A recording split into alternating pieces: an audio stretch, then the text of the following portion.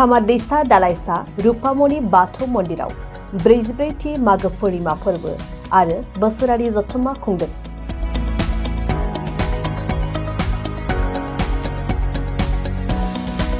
रुपामणि बाथौ धोरोम मिरु आफादा बोसोरफ्रोमबो खुंबोनाय बायदियै देग्लायबो 44थि गोथार मागो पूर्णिमा फोरबोजों लोगोसे बोसोरारि जथुम्माखौ बाक्सा जननि आवथायाव थानाय खामादैसा दालाइसा मन्दिराव 22, 23 आरो 24 फेब्रुवारिसिम सानथामनि हाबाफारिजों मेहेरगोनाङै गाजा गोमजायै फोरबोखौ खुंदों।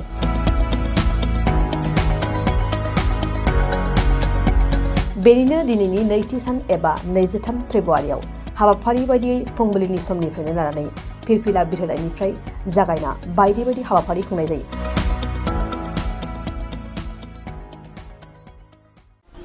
जोङो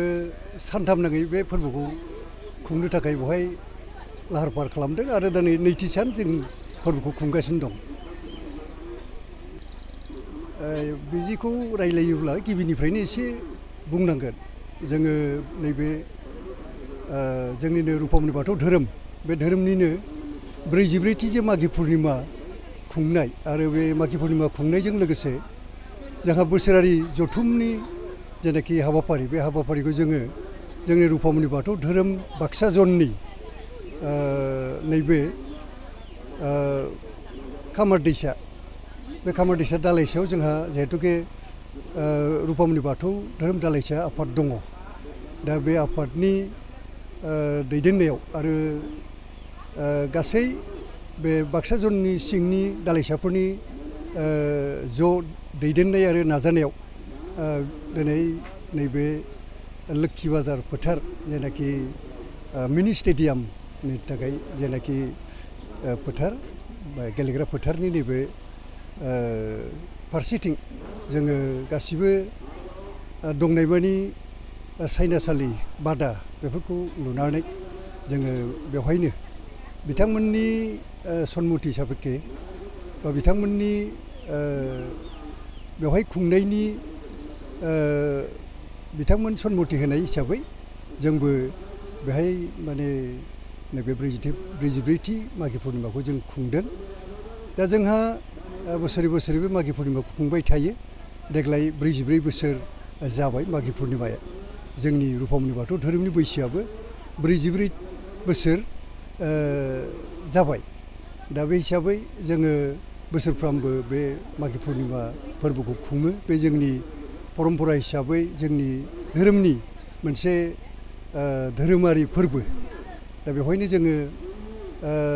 देग्लाय जिहेतुके टार्मिनेटिं बे हिसाबै बेवहाय बोसोरारि जथुम्माजों लोगोसे जोंनि बे आफादखौ दिनै डिजल्भ खालामनानै जोङो गोदान आफाद दागोन। जिहेतुके जों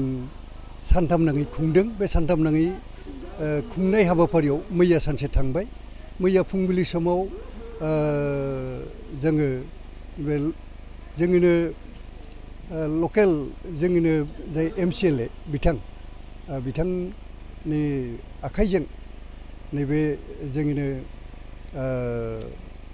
बे ओनसोलनि लकेल MCLA बिथांजों जोङो गाहाय लांगोना सायनासालि एबा गेटनि जेनाखि गाहाय गेट लांगोना बेखौ जों बिथां दारै बेखेवहोदों आरो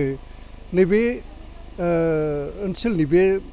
मण्डलनि बा बे ब्लकनि मानगेदेर UPPLनि चेयारमेन बिथांनि आखाइजों जोङो नैथि गेटखौ जोङो बेखेवहोदों आरो जोङो गोबांथार आलासि लादों गाबोननि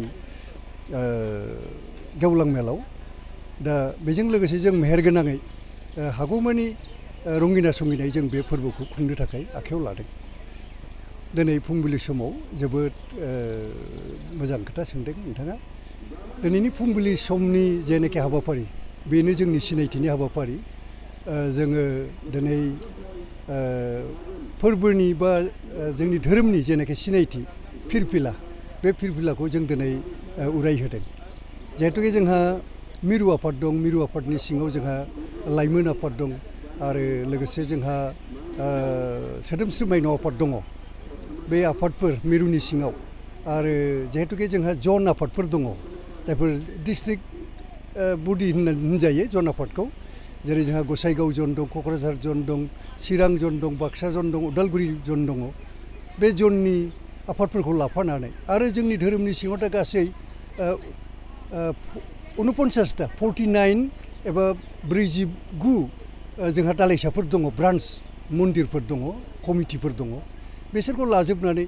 गासै जोङो मोनफ्रोमबो आफादनि फिरफिलाजों दिनै बे नैबे गाहाय जेनाखि सायनासालिनि खाथियाव जेनाखि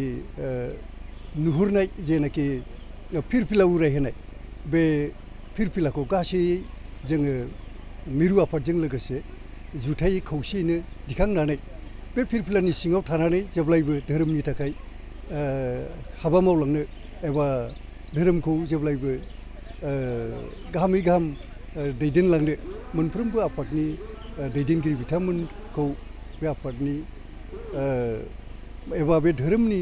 बे फिरफिलानि सिङाव दिनै खावलायनाय जाहैदों जाहाथे बयबो धोरोमनि थाखाय गाहाम हाबा मावलाङो जेब्लायबो जाहाथे गुरुनि बारगा जाजासे धोरोमनि नेम आरो नितिफोरजों जेब्लायबो सोलिलाङो आरो भक्तफोरखौ दैदेननायाव जेब्लायबो गुरुनि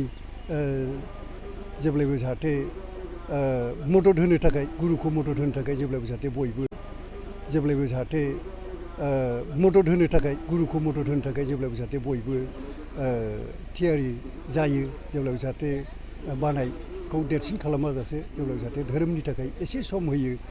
जाहाथे जाथिखौ बोखांनायाव बे धोरोमाबो जाहाथे एसे आग भाग लानो हायो बेनिखायनो जोङो लाइमोन सोदोमस्रि माइनाव आफाद गासैनिबो आफाद दानानै बिथांमोनखौबो धोरोमाव लाजाबफानानै जाहाथे जाथिखौ जोङो बोखांनो हायो एबा जाथिखौ दानायाव जों जाहाथे एसे अरिहना होनो हायो बाहागो लानो हायो बेखौनो जों हास्थायदों गाबोननि हाबाफारि जाय हाबाफारि गाबोन हाबाफारिनि गाहाय जेनाखि हाबाफारिफोर बे हाबाफारि फुंबिलि समाव जोंहा जैग्य जागोन दिनै जेरै फुजारिफोरखौ लानानै ब्राह्मणनि जैग्य जादों गाबोन बिदिनो मोनसे गेदेर जैग्य दं जोंहा मुलुगनि दंनाय माने जिब जिबि जथ' दङ दंफां लाइफां प्रकृतिनि मोजांनि थाखाय बयनिबो सुख सान्तिनि थाखाय जोङो जगत मंगलनि बिश्व शान्ति जैग्य जोङो होयो दा बे बिश्व शान्ति जैग्यनि उनाव जोङो दान्दिसे उनावनो 11 बाजिनिफ्राय जोङो गेवलां मेल लादों आरो बे 11 बाजिनि गेवलां मेलाव जोंहा गाहाय आलासि महरै जोंनिनो डक्टर शेखर ब्रह्म बिथां जायनाखि बड'लेण्ड इउनिभारसिटिनि जायनाखि रेजिस्ट्रारमोन बिथाङा रिटायार्ड बिथांखौ गाहाय आलासि लादों आरो बेजों लोगोसे जोङो जर'खा महरै गाहाय आलासि जोङो हाग्रामा महिलारि बिथां BPFनि प्रेसिडेन्ट बिथांखौ जों लेंदों आरो बिथाङाबो फैगोन लोगोसे मेलखौ बेखेवनो थाखाय जों सभाराम बसुमतारी बिथांखौ लादों प्रदीप ब्रह्म बिथां जाय बिथाङा आसाम पुलिसनि SP मोन बिथाङाबो रिटायार्ड बिथांखौबो जोङो बिबुंथिगिरि आलासि हिसाबै लादों आरो जोङो धोरोमनि बागै गाहामैनो बुंफुरनानै होनो थाखाय जोंनिनो धोरोमनि गेजेरावनो सासे मोजां स्कलार दङ सासे जोंनिनो बोसोनगिरि बिथां बलराम ब्रह्म बिथांखौ जोङो लादों धोरोमनि बागै भक्तफोरनि सिगाङाव बुजायना होनो थाखाय बेबादिनो गोबांथार जर'खा आलासि आरो माननि आलासिफोरखौ जों लेंहरदों लोगोसे जोङो ओनसोलनि जायफोर दैदेनगिरि बिथांमोन बिसोरखौबो जों लेंहरदों